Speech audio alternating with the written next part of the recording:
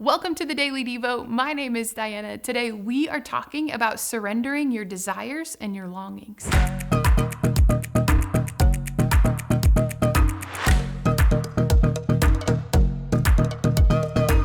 Did you know that Jesus practiced surrender?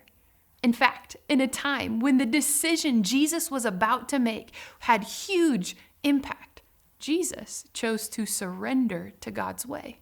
And in that very moment, he also voiced his desire for a different way. Listen to today's verse. It's found in Matthew 26, verse 39. It says, going a little further, Jesus fell with his face to the ground and he prayed, "My Father, if it is possible, may this cup be taken from me, yet not as I will, but as you will." Jesus, he's in the Garden of Gethsemane. It's outside of the city of Jerusalem in Israel, a real place today. And it's kind of up on a hillside. And at that time, it was filled with olive trees and other trees. And Jesus, he was praying in the evening after the Passover meal, the last meal that he shared with his disciples in the upper room. And soon, Jesus was going to be arrested. He was going to be brought before Pilate and handed over to be crucified as an innocent man. Yet before any of that happened, Jesus is talking to God the Father. Remember, prayer is simply talking with God. That's what Jesus is doing. And as they are talking, Jesus is telling the truth about his desire. He asks God, if it is possible, can we do this different? It's as if he's saying, God, if your will can be accomplished a different way, can that different way happen? Today, I want to invite you to surrender your own desires, your own longings to God. Remember, surrender is handing over to God. It is yielding to God. It is giving over to God. And Jesus gave his desires that were different from God. He gave them over to God in the garden. And in order to do that, he had to first be honest with them before God about his desires.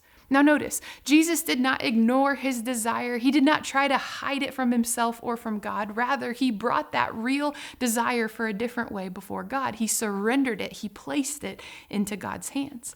Surrender, like we said, is not pretending that we don't have these longings and desires. It's not pushing them aside. That's kind of like, have you ever been in a swimming pool and tried to push a ball inflated with air under the water? Well, eventually it splashes up out of the water back onto the surface.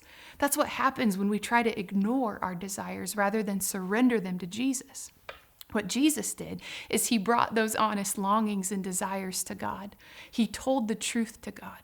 So part of surrendering your longings and desires is to honestly tell them to God before you hand them over. What courage, right? What trust and honesty Jesus had. And remember, Jesus never sinned. He was the only one to perfectly follow the law and the ways of God. And even here in the garden, as he's perfectly following the law and the ways of God, Jesus was able to voice and then surrender those desires and longings to God. He was not sinning. What does that mean? That means that you and I are invited to tell God the truth about our own longings and desires, how we wish things were or how we wish they were different. As Jesus followers, we are invited to practice surrendering our longings and our desires to God. So let me ask you, what are your longings and your desires these days? Have you voiced them to God honestly? Have you followed Jesus' example in the garden? Or have you been trying to ignore them or push them down? Spend some time talking with God about these things, about your desires and your longings. Might you make Jesus' prayer your own today? Let's listen to it one more time in Matthew 26, 39. It says, going a little further, Jesus fell with his face to the ground and he prayed. He talked with God. He said, "My Father, if it is possible, may this cup be taken from me. Yet, not as I will, but as you will." We'll see you next time.